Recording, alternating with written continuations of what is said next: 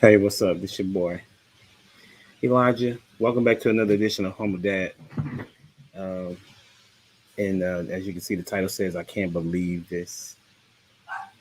And it's interesting that to the day today marks 4 months since Jen's been gone, and to live with the King of all Kings, and didn't think that I would be able to make it to this particular point.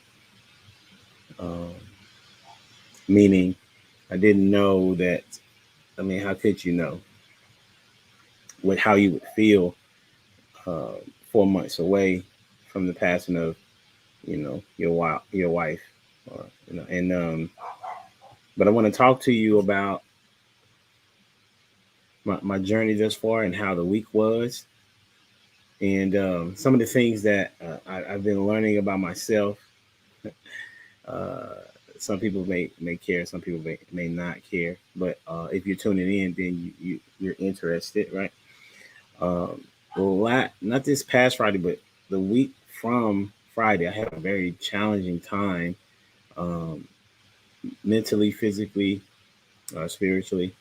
I was like down for about 6 hours where I could not mentally function. I had no energy.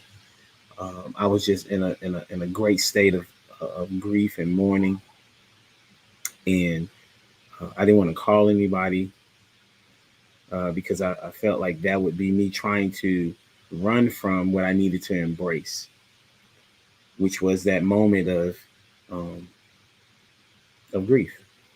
And so I went through that for that time, and what a difference a day makes, but at the same time, what a difference God makes. And when you give uh, your troubles and your problems over to Him, like it's really hard to explain to people that may not have been in this position before. I can only liken it to, when I was struggling looking for a job and I couldn't find one, but I still had this sense of peace that everything was going to be okay, even though as a man I'm supposed to be a provider, and I am wanting my wife to be okay, right? And my kids to be okay as well. And so I, I liken it somewhat to that, but not so much. Uh, Losing Jen meant that I lost an individual that made my life very, very easy.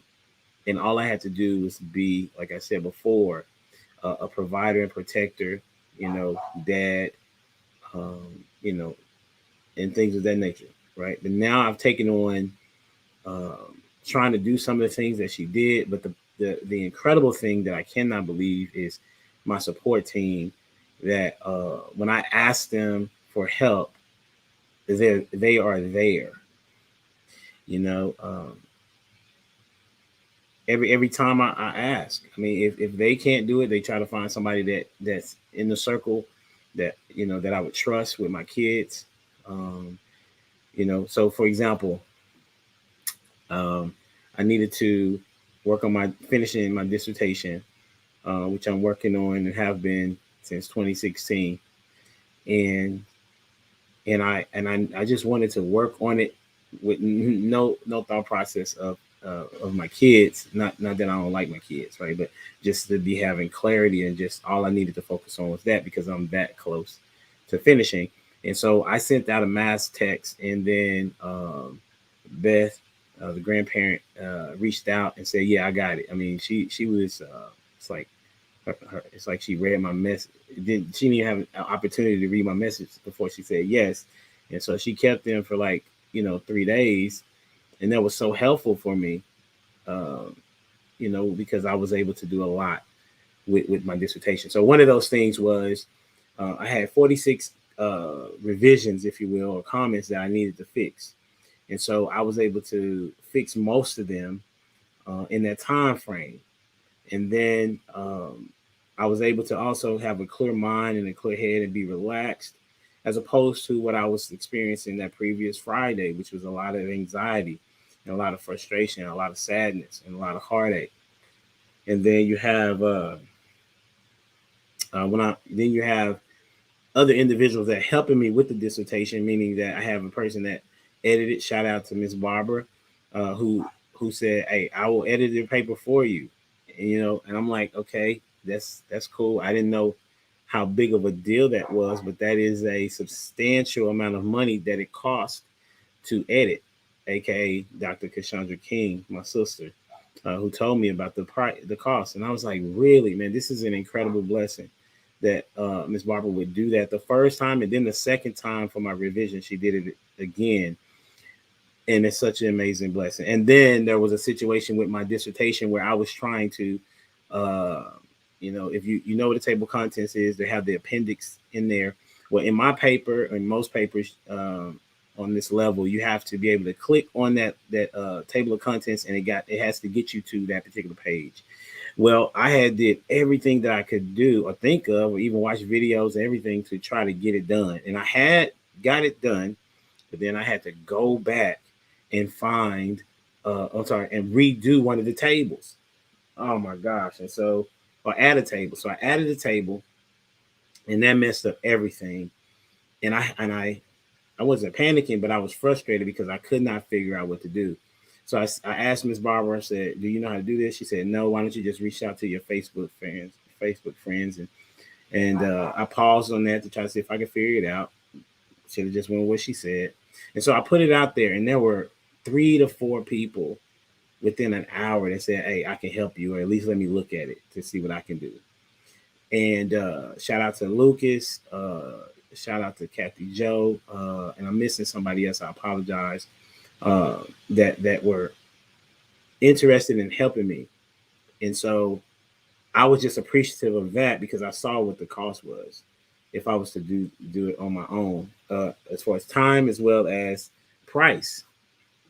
And I'm like, this is crazy. So I sent it to I was on the phone with Michelle Gregory. Shout out to Mississippi's Women's Clinic. And I didn't send it to her, but I had called her because she was arranging to have them have dinner for me and my family. So it'd be an early Christmas, so to speak. And not even so to speak, it was an early Christmas, right?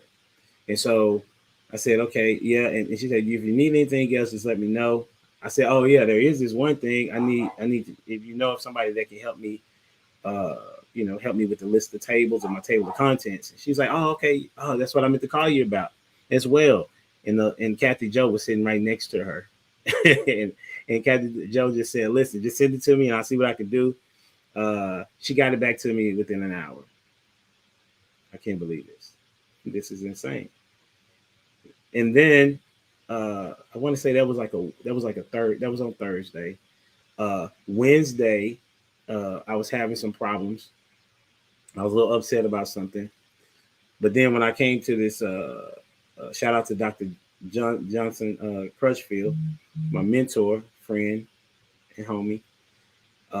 He invited me to lunch to have conversations with these real estate investors, and it was a really good conversation because there were people at different stages of their real estate journey, and I was able to contribute more than I thought that I would, and it changed my whole mindset, and it also changed my energy level to say this is something that I can do. I knew that I can do it, but at the same time, I'm saying I didn't know how valuable I was to the table, right? And that's sometimes us. We don't understand our value, but when we do understand our value, things work a lot better for you. And so that was an incredible meeting. I mean, it was like a 2.5 hour lunch. I was only expecting to stay maybe an hour. And so, but anyway, so then pick up on Thursday night, we had it was probably about 15, 20 people here that just showered my kids with love, and appreciation, uh, for my wife and myself, and then we had dinner. It was incredible. Gave them some gifts, um, and they got to open them, and my kids were like over the moon excited. And they also had Mrs. Claus and Santa Claus come in to surprise them. And my kids don't believe in Santa Claus or Mrs. Claus, but they were very appreciative of the moment and the idea that people would think enough of them to do this. And uh, then Friday and Saturday, I got to hang out with my kids.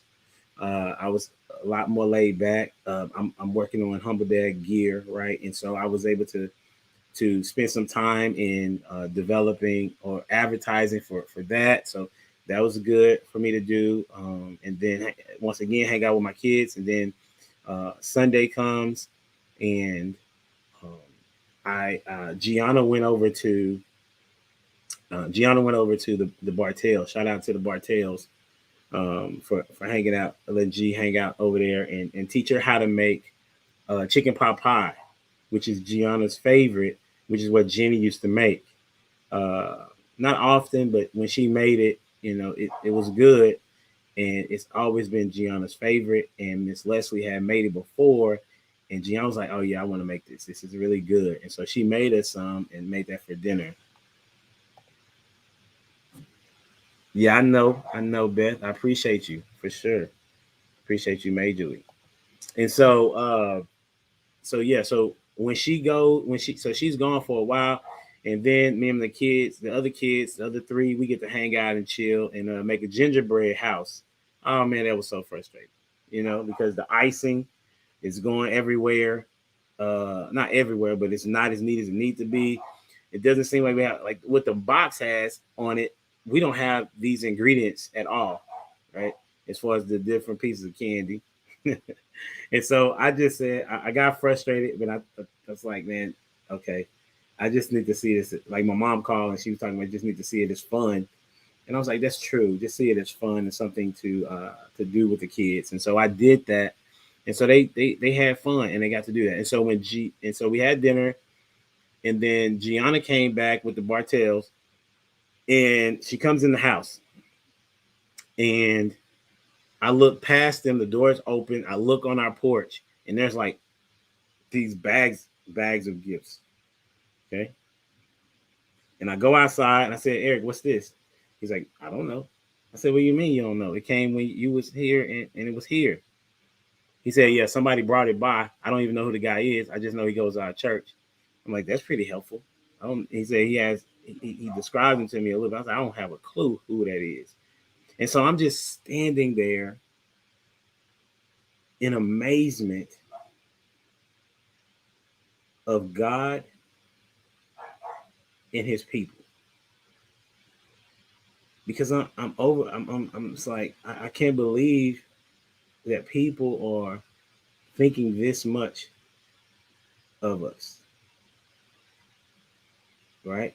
And before that happened, shout out to my sister-in-law, Shanteri. She came over with her kids, and we talking about different things, and she's encouraging me um, to kind of think about, um, who I am and what me and Jen have done as a couple, and how we were a power team.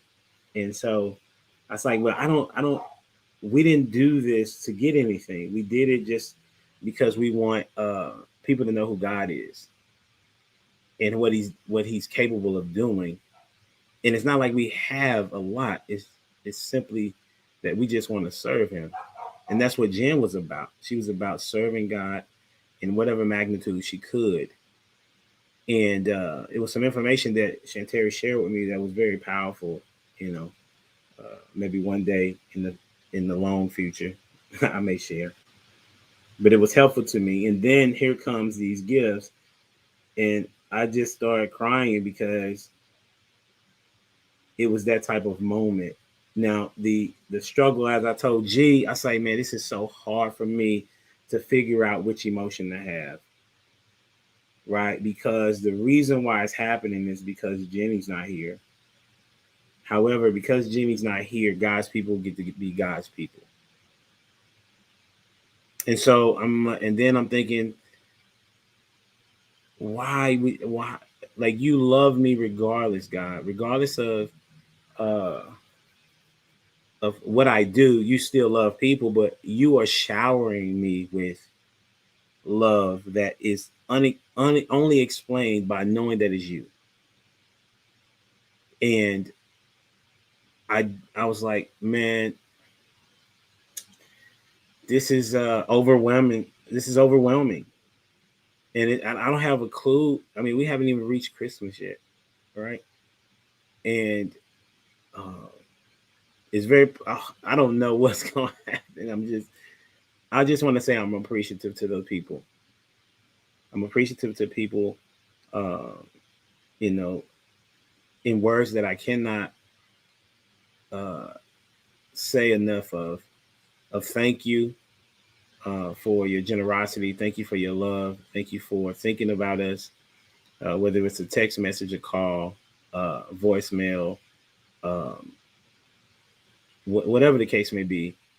However you decided to show your love for me and my family in the absence of my late wife Janir, um, is impressive. And then for somebody to say, Elijah, you're a nice guy, that probably made my day the most this week, because I don't think that I've been told that other than by my daughter this week, and one other person said that I was a nice guy. And just people have a hard time hearing what I'm saying, because I am an aggressive communicator, but but um, but when I'm communicating, my goal is to communicate that I love you and want you to know truth, and I want you to know whose you are. And I'll leave you with this. Um, a person was telling me about. I'll leave you with two things. All day Sunday, I continue to hear the word joy, like literally see it and hear it. I saw it in my Bible study by myself that morning, and I also saw it again. I also heard it again in my men's Bible study at Sunday school, and then when I picked up my kids from church, well, we go to the same church, but from their area, there was a paper that also said joy on it as well. And so here is God telling me to have joy, because joy is what he is able to provide, because that means that you're relying on him regardless of the circumstance. Happiness is contingent upon the circumstances. Joy is what you're choosing to have regardless of your circumstances. And I think I forgot the second thing that I was going to say, um, but I just want to say that once again, I appreciate you all. Uh, and also, if you could help me by, sharing some of the videos, subscribing to the channel. I really want people to uh, hear what God is doing for me and my family. And and then another thing for that happened this week. Shout out to Lapeef Network. I'll be on his podcast on tomorrow evening at 7.